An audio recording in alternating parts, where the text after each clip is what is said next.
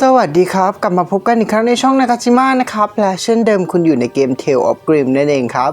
ในส่วนคลิปวันนี้เนี่ยเราจะพาผ่านด่านในส่วนของ Elf of Oz นะครับซึ่งเป็นอีเวนต์การเปิดรับน้องวินดี้นั่นเองครับเดี๋ยวจะเป็นยังไงเดี๋ยวเรามารับชมกันเลยนะครับ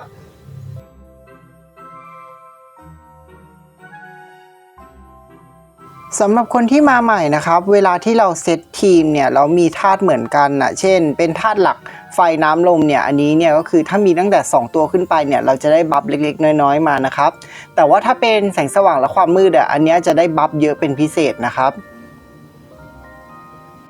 สำหรับทุกทีมจะมีการเซตติ้งเหมือนกันก็คือเอาควอซี่ไว้ข้างหน้านะครับโดยที่ควอซี่เขาจะเป็นแทงค์นะครับที่มีความสามารถในการช่วยชีวิตตัวเองได้แล้วก็นอกจากนี้เนี่ยควอซี่เขายังสามารถทำให้อีกฝ่ายติดสถานะเบิร์นนิ่งที่ทำให้อีกฝ่ายเสีย HP ได้ด้วยนั่นเองครับส่วนตัวเกลลาดินเนี่ยเขามีความสามารถในการทำให้ฝ่ายเนี่ยติด Pedification นะครับแล้วก็อีกความสามารถหนึ่งคือทำให้ฝ่ายติด Breeding นั่นเองครับส่วนควีนลิลิธในทีมตรงกลางเนี่ยผมใส่เข้ามาเนี่ยเพราะว่าเธอเนี่ยมีความสามารถในการใส่ดีบัฟที่จะทำให้อีกฝ่ายเนี่ยลดการต้านทานเวทมนต์ลงประมาณ 25% นั่นเองครับและที่น่าสนใจไปกว่านั้นเนี่ยผมใส่เบลล่ามาในทีมตรงกลางนะครับคู่กับลิลิธนะครับตรงนี้ก็จะได้บัฟเป็นธาตุน้ำ2ตัวนะครับโดยที่เบลล่าเนี่ยเขาจะมีความสามารถในการที่จะใส่ Magic Backlash ใส่ศัตรูนะครับโดยมีโอกาสถึง 60% เลยทีเดียวซึ่งตรงนี้เนี่ยหากเป้าหมายเป็นเมจเนี่ยก็จะปรับโอกาสเนี้ยเป็น 100% นะครับโดยที่ Magic Backlash จะส่งผลให้ถ้ากรณีที่นักเวทเนี่ยโจมตีศัตรูที่มีสถานะ Magic Backlash ก็จะมีดาเมจเพิ่มเติมขึ้นมานั่นเองครับโอเคครับเดี๋ยวเรามาต่อกันในส่วนของด่านถัดไปนะครับในส่วนของด่านนี้เหมือนเดิมครับเราก็จะมีการเช็คในส่วนของโบนัสที่เราจะได้ในการต่อสู้นั่นเองครับโดยทีมที่มีการใส่พีโดขึ้นมาคือทีมทางด้านซ้ายนะครับก็จะมีพีโดแล้วก็ชาอะนะครับทีนี้เนี่ยในส่วนตัวพีโดเนี่ยคือเอาจริงๆแล้วความสามารถของเขาคือผมมองว่าไม่ได้โดดเด่นอะไรมากไปกว่าพีโนสักเท่าไหร่นะครับแล้วก็เป็นอีกธาตุไฟตัวหนึ่งที่ถ้าสมมุติว่าจะเลือกใช้ผมจะเลือกใช้เลดควีนมากกว่านะครับโดยความสามารถของเพโดเนี่ยเขาจะเด่นเฉพาะท่าที่3ที่จะเพิ่ม Attack แล้วก็ Crit Rate ให้นะครับนอกจากนั้นเนี่ยก็จะเพิ่มกับดาเมจให้กับท่าโจมตีแรกของเขาก็คือ Pentacle Sword นะครับพร้อมกับล้างคูลดาวน์ให้ด้วยนอกจากนั้นเนี่ยที่เด่นก็คือมันจะ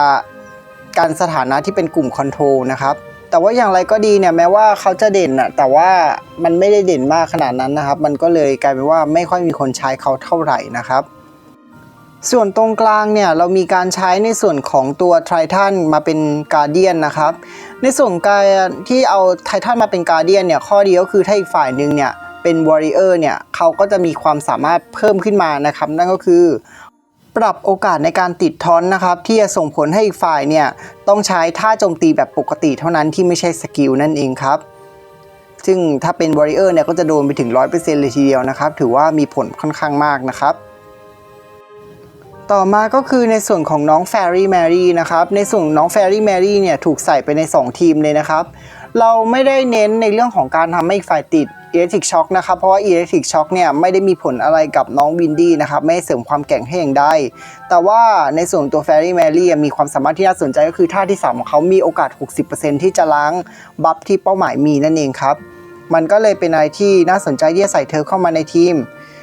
ส่วนตัวละครอื่นๆนะครับเช่น Red Queen เนี่ยก็จะเรียกได้เลยว่าเป็นตัวทำดาเมจที่รุนแรงนะครับโดยเฉพาะอย่างยิ่งกับสายที่เป็นการ์เดียนเนี่ย Red Queen ก็จะสามารถโจมตีสายการ์เดียนได้รุนแรงขึ้นไปอีกนั่นเองครับส่วน2ทีมทางด้านซ้ายแล้วก็ตรงกลางเนี่ยเรามีการใส่โลกแจ็คเข้าไปนะครับซึ่งตัวโลกแจ็คเนี่ยเรียกได้เลยว่าเป็นอีกตัวละครหนึ่งที่เป็นสายค่าซับพอร์ตนะครับโดยที่การโจมตีของเขาท่าแรกเนี่ยจะเน้นไปที่การโจมตีสายซับพอร์ตเป็นหลักนะครับนอกจากนี้เนี่ยยังจะมีโอกาสถึง 90% ในการทำให้ฝ่ายติดสถานะ bleeding ครับแล้วก็ส่งผลให้สกิลการชุบชีวิตอย่างกลุ่มที่เป็นลูนฟีนิกมันไร้ผลด้วยนะครับอันนี้สำหรับท่าที่3นะครับส่วนท่าที่4ของเขาก็โดดเด่นเช่นกันนะครับเพราะว่ามันจะส่งผลให้ตัวเขาเนี่ยมีโอกาสโจมตีติดครีถึง 50% เลยทีเดียวครับแล้วเราก็เข้าสู่ในส่วนของบทที่2นะครับตรงนี้ผมบอกไว้ก่อนนะครับว่าบทที่2ด่านที่2เนี่ยเราจะเก็บไว้ท้ายคลิปนะครับจริงๆก็ไม่ใช่อะไรหรอกครับผมลืมใส่นั่นเองครับจริงๆมันก็ไม่น่าจะมีปัญหาสำหรับหลายคนนะถ้าสมมุติว่าแยกคัสตัวละครเป็นเนี่ยการผ่านด่านพวกนี้ก็น่าจะถือว่าง่ายในระดับหนึ่งเลยทีเดียวครับ เรามารู้จักในส่วนของตัวน้องเบลล่าสักเล็กน้อยนะครับน้องเบลล่าเนี่ยเขามีความสามารถพิเศษก็คือการโจมตีของเขาจะมีโอกาส 60% ทำให้ฝ่ายติด Magic Backlash นะครับส่วนท่าอื่นๆเขาอาจจะไม่ค่อยเด่นเท่าไหร่เพราะว่าจะเป็นการเน้นแบบว่าถ้าสมมุติว่าเราโจมตีศัตรูกลุ่มนี้เนี่ยที่ติดสถานะ Magic Backlash ก็จะรุนแรงขึ้นนะครับแต่สำหรับทีมที่เป็นนักเวทด้วยกันเนี่ยเบลล่าถือว่าเป็นอีกตัวละครหนึ่งที่น่าสนใจนะครับเพราะว่าเธอจะส่งผลให้การโจมตีเวทนั่นมีโอกาสทำดาเมจเพิ่มไปอีกประมาณ 20% เลยทีเดียวครับแล้วก็ทั้งนี้ถ้าสมมุติว่าอีกฝ่ายหนึ่งเนี่ยเป็นเมจเนี่ยมันก็จะส่งผลให้โอกาสติด Magic Backlash เนี่ยจะเพิ่มเป็น 100% เลยทีเดียวส่วนน้องอลิชถือว่าเป็น S tier ของ Mage Class เลยทีเดียวครับเขามีความสามารถ 50% ในการทำให้อีกฝ่ายติด Electric Shock นะครับแล้วก็สกิลที่4เนี่ยเขาก็จะมีความสามารถในการทำให้อีกฝ่ายมีโอกาสติด Paralysis ที่จะทำให้เคลื่อนไหวไม่ได้แล้วก็นอกจากนี้เนี่ยสกิลของเธอก็ยังมีโอกาสที่จะทำให้ฝ่ายติดสถานะซีลนะครับที่จะส่งผลให้ Passive Skill ไร้ผลนั่นเองครับคือตัวน้องอลิสเนี่ยคือเวลาเอามาคอมโบตัวนักเวทเนี่ยก็สามารถมาคอมโบตัวอื่นอย่างพวกบันนี่บายอะไรก็ได้นะครับแต่ว่าทั้งนี้ทั้งนั้นเนี่ยการคอมโบอย่างของเราใช้เนี่ยมันก็จะเป็นการคอมโบที่แบบเอาตัวนู้นมาตัวนี้มาซัพพอร์ตเช่นเอาฟีเดิลมาซัพพอร์ตด้วยเพราะอย่างตัวฟีเดิลเองเนี่ยคือหลายๆคนเนี่ยมักจะไม่ค่อยสนใจตัวละครตัวนี้เท่าไหร่นะครับคือเกมนี้เนี่ยมันเป็นเกมที่อยู่ในระบบของกาชาครับทีนี้เนี่ยมันมีท่าแสงเด่นๆหลายตัวเช่นปิ้นชามอลิชอะไรอย่างเงี้ยครับฟีเดิลก็เลยกลายเป็นว่าเขาอาจจะไม่ใช่ตัวเลือกแรกๆของสายแสงสว่างที่จะเอามาเล่นหรือว่าอัปเกรดในตอนแรกๆครับเพราะว่าเราต้องเลือกด้วยนะครับว่าเราจะเอาตัวนี้ขึ้นมาโดยเฉพาะอย่างยิ่งถ้าเป็นสายความมืดเราต้องจัดอันดับแล้วว่าถ้าสมมุติว่ามันมีตัวละครอยู่5ตัวนะที่มันเด่นๆเราจะเอาตัวไหนขึ้นก่อนนะครับเพราะว่าเราไม่สามารถเอาขึ้นพร้อมกันหมดได้นะครับ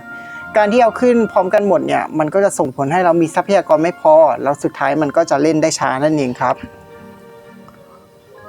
คือเอาจริงๆเบลล่าเราก็เอามาใช้ในหลายอยู่นะครับเพราะว่าจริงๆแล้วว่าตัวเบลล่าเขาสามารถที่จะซัพพอร์ตในเรื่องของพลังโจมตีในเรื่องของเวทมนต์ได้นะครับอย่างทีมตรงกลางเนี่ยผมใส่เบลล่าคู่กับควีนลิลิธนะครับ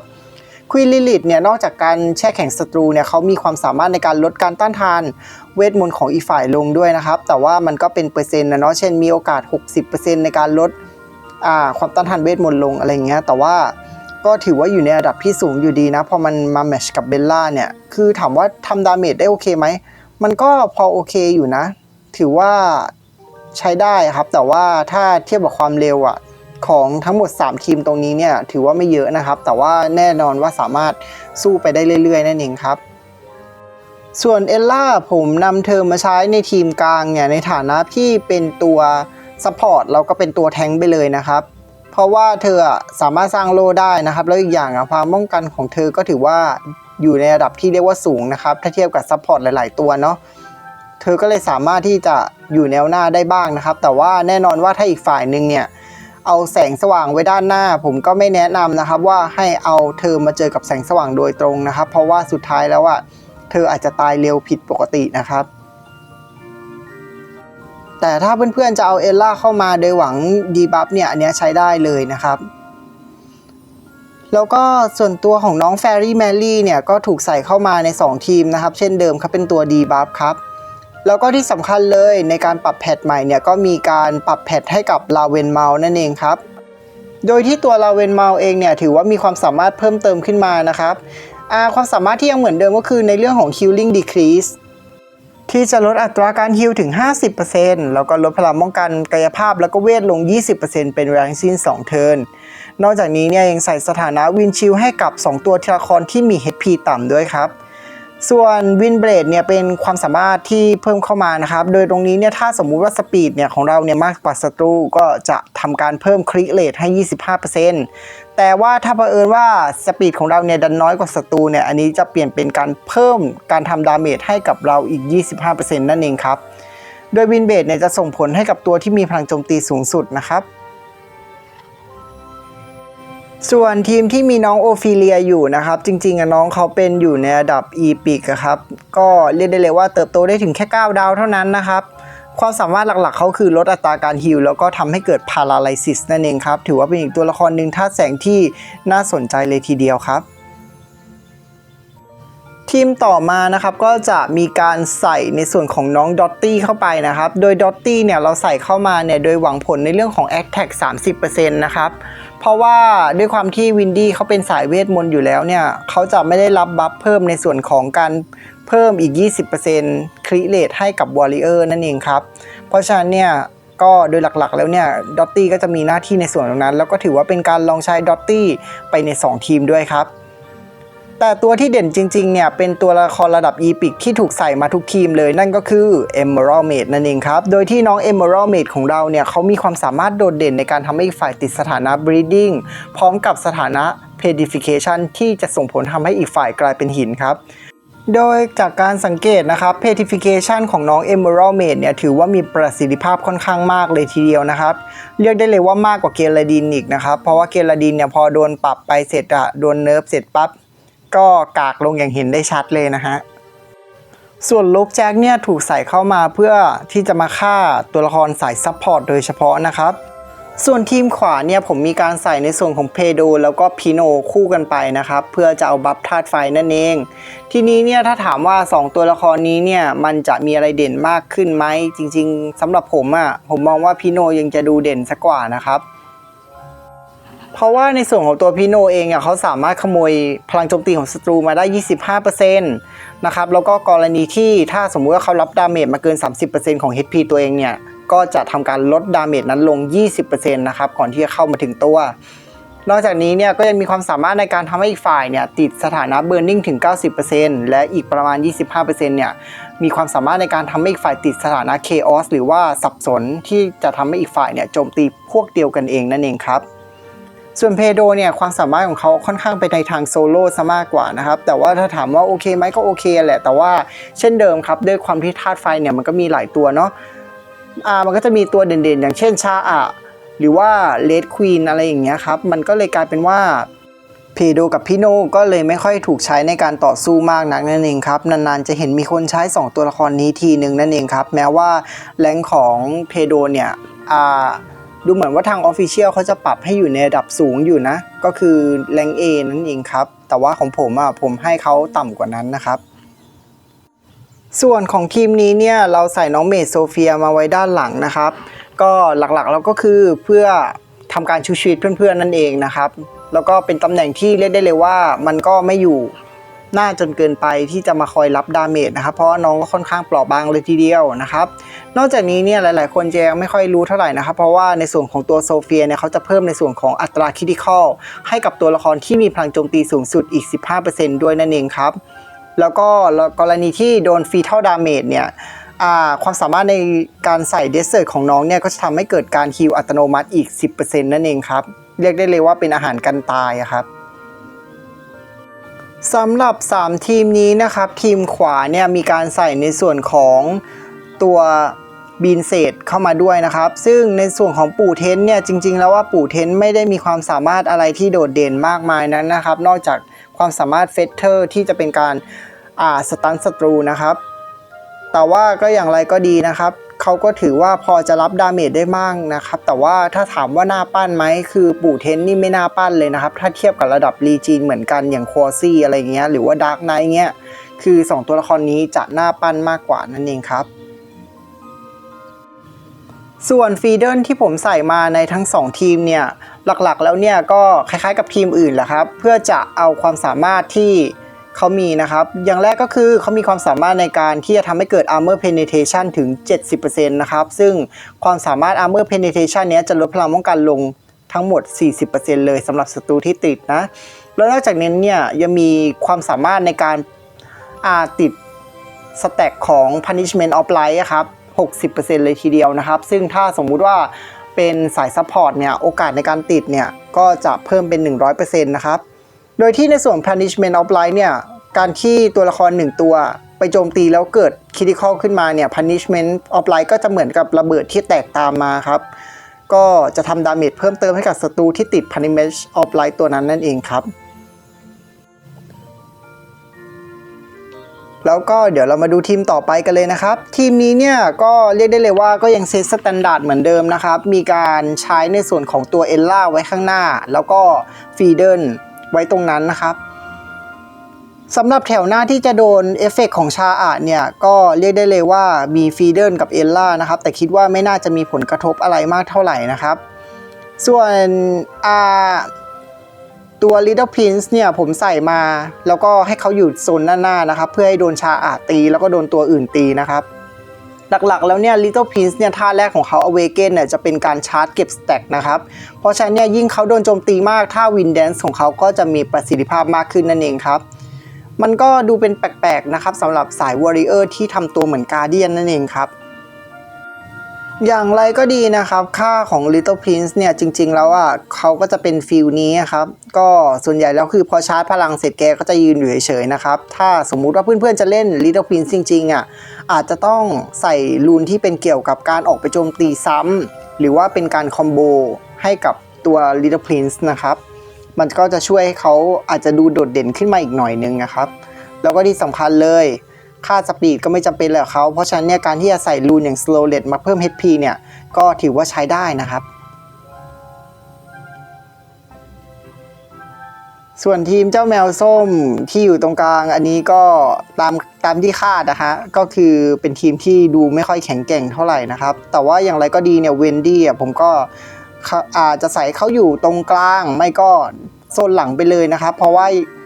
ตัวเกมเนี่ยระบุมาว่าในส่วนตัวน้องเนี่ยค่อนข้างเปราะบางนะครับแล้วก็อย่างเช่นสายเมจอื่นๆนั่นแหละเนาะในต่างโลกถ้าสมมุติเพื่อนอ่านนิยายมาส่วนใหญ่แล้วสายเมจก็มักจะมีพลังป้องกันที่ไม่ค่อยเยอะเท่าไหร่นั่นเองครับเพราะฉะนั้นเนี่ยการที่เขาไปอยู่ด้านหน้าเลยเนี่ยอาจจะทำให้เขาโดนปิดเกมเร็วกว่าปกตินั่นเองครับส่วนตัวน้องเอลล่าเนี่ยเอาจริงๆแล้วว่าการที่เอาน้องมาใช้เนี่ยถือว่าเป็นแนวคิดที่ค่อนข้างดีนะครับเพราะว่าเพียงแค่น้องลงมาในสนามแบบสวยๆ2เทิร์นแรกของการต่อสู้เนี่ยก็จะลดพลังโจมตีศัตรูลง 20% เลยทีเดียวครับทีนี้เนี่ยถ้าสมมุติว่าตัวละครตัวนั้นเนี่ยเป็นสายฮีลเขาก็จะฮีลได้ลดน้อยลงนั่นเองครับเพราะว่าค่าฮีลของเกมนี้เนี่ยมันขึ้นอยู่กับค่าแอคแท็กของตัวละครตัวนั้นนั่นเองครับถ้าสมมุติว่าเป็นตัวฮิลอย่างมิสคอนเนี่ยมีค่าแอคแท็กเท่านี้นะครับเจอเอลล่าเข้าไปครับมันก็หักไป 20% เลยทีเดียวนะ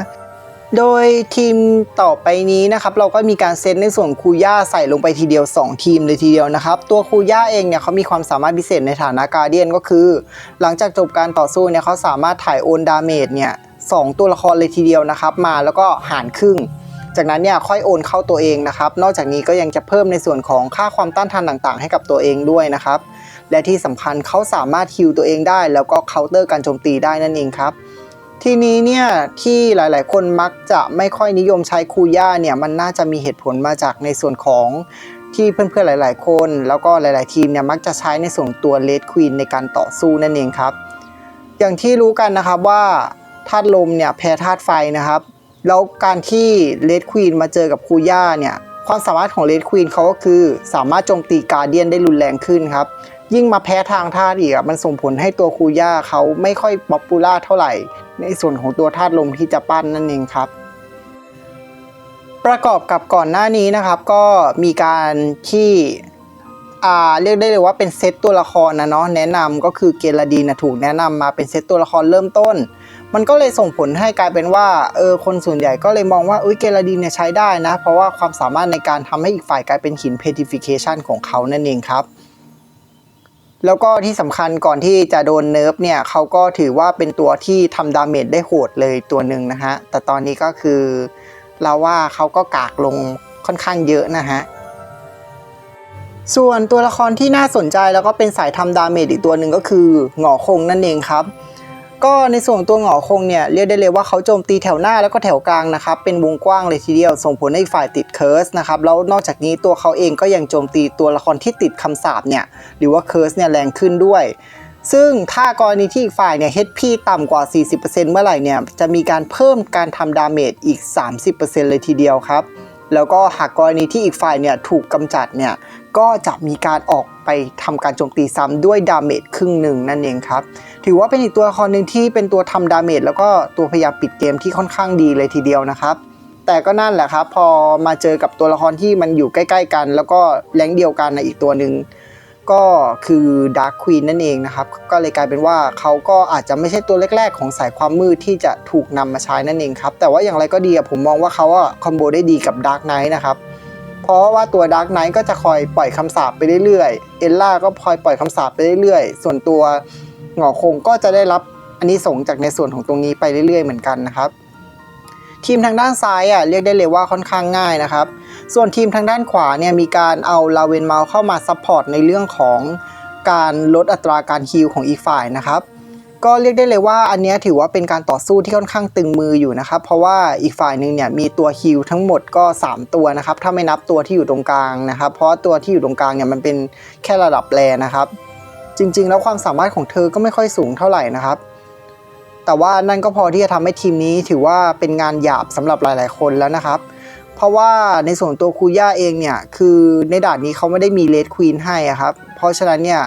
เมื่อไม่มีเลดควีนให้ก็ไม่มีตัวที่จะมาทำลายเกราะที่แข็งแกร่งอย่างของคูย่านะครับการต่อสู้มันก็เลยจะค่อนข้างยืดเยื้อนะครับเราก็เลยอาศัยในส่วนของตัวแมดแกนนี่ที่คอยใส่สถานะฮีลลิ่งแบนก็คือไม่สามารถฮีลได้แล้วก็นอกนั้นก็จะเป็นความสามารถในเรื่องของ Healing Decrease จากลาเวนเมาแล้วก็อานิสงส์จากดีบัฟของในส่วนของแมดแกนนี่ในการทำให้อีกฝ่ายนึงเนี่ยติดความสามารถอย่างพวก Exhaust ที่จะลดพลังโจมตี 20% แล้วก็ลดพลังป้องกัน 10% นั่นเองครับซึ่ง Exhaust หรือว่าหายใจไม่ออกเนี่ยมันก็เป็นอีกหนึ่งความสามารถที่จะลดความสามารถในการฮีลของอีกฝ่ายลงนอกจากนี้เนี่ยสกิลที่3 Dark Poison เนี่ยมันไม่มีแค่ Exhaust ไงครับมันยังรวมไปถึง Healing Decrease ที่จะลดอัตราการฮีลถึง 30% ด้วยแล้วนอกนั้นก็ยังมีในส่วนของ Disorder นะครับซึ่ง Disorder เนี่ยมันจะลดความแม่นยำลง 10% แต่ว่าหลักๆเลยเนี่ยมันจะลดในส่วนของค่าพลังป้องกันลงถึง 20% เลยทีเดียวครับก็เรียกได้เลยว่าถ้าทีมที่มีหงอคงเนี่ยตอนนี้ก็คือจบไปเรียบร้อยแล้วนะครับถือว่าเป็นอีกตัวละครหนึ่งที่จริงๆแล้วว่าเราก็มองนะว่าน้องวินดี้น่าจะดูเด่นกว่านี้แต่มันกลายมาว่าตอนนี้ตัวละครน้องวินดี้อาจจะไม่เด่นมากเท่าไหร่นะฮะแต่ว่าอย่างไรก็ดีนะครับความสามารถในเรื่องของ Infection เนี่ยมันก็ส่งผลต่ออัตราการฮีลนะครับทำให้อีกฝ่ายเนี่ยไม่สามารถฮีลได้เกิน 50% นะครับคิดว่าทางเกมเนี่ยที่จัดเซตทีมแบบนี้มาก็เพื่อจะให้เห็นความสามารถของน้องนั่นเองครับถ้า Infection ไม่โดนล้างดีบัฟไปก่อนก็ถือว่าเป็นความสามารถที่น่ากลัวเลยทีเดียวนะครับเพราะว่าการที่ศัตรูเจอแบบนี้ไปมันก็ส่งผลให้เกมเนี่ยมันจบเร็วขึ้นนะครับจากสังเกตที่ผ่านมานะครับเกมส่วนใหญ่ก็จะจบค่อนข้างเร็วนะครับเพราะว่าความสามารถในเรื่องของ Infection ที่จะทำให้อีกฝ่ายเนี่ยไม่สามารถฮีลได้ตามใจชอบหรือว่าเกินกำหนด 50% ไปนั่นเองครับส่วนความสามารถของน้องเนซี่นะครับจริงๆแล้วเนี่ยเขาก็มีความสามารถเป็นในฐานะตัวฮีลนะครับแต่ว่าตอนนี้ผมมองว่าเธอเป็นตัวฮีลในระดับที่รองลงมามากกว่านะครับแต่ว่าไม่ใช่ตัวเลือกแรกๆเท่าไหร่นะที่จะมาฮีลแต่ว่าถ้าสำหรับสายที่เป็นทีมธาตุลมเนซี่ก็อาจจะเป็นตัวหนึ่งที่น่าสนใจนะเพราะว่าเธอสามารถฮีลได้ต่อเนื่องแล้วอีกอย่างหนึ่งเธอสามารถสร้างในส่วนของพลังป้องกันแล้วก็อัตราคริติคอลอีก 15% ให้กับทั้งทีมได้ด้วยนั่นเองครับอันนี้ก็จะเป็นทีมของบทที่2ด่าน2นะครับที่ผมบอกไปนะครับจริงๆด่านนี้ค่อนข้างง่ายนะครับจะใส่ตัวละครธาตุลมตัวไหนก็ได้นะครับแต่ว่าให้มีตัวละครที่เป็นดีบัฟแล้วก็ซัพพอร์ตอย่างน้อย1ตัวนั่นเองครับก็จะสามารถช่วยให้เพื่อนๆเนี่ยสามารถผ่านด่านได้ง่ายนะครับอีกอย่างเนี่ยบัฟของธาตุลมก็จะมีการเพิ่มสปีด HP แล้วก็ดอชหรือว่าอัตราการหลบหลีกให้ด้วยนะครับถือว่าเป็นอัตราที่ค่อนข้างสูงเลยทีเดียวครับแล้วก็จบลงไปแล้วนะครับในส่วนของคลิปวันนี้นะครับเพื่อนๆมีความเห็นอย่างไรกับตัวละครตัวนี้สามารถคอมเมนต์ไว้ได้นะครับก็หวังว่าในส่วนคลิปนี้เนี่ยก็จะเป็นไอเดียให้กับเพื่อนๆนะครับในการเซตทีมได้มากขึ้นนั่นเองครับ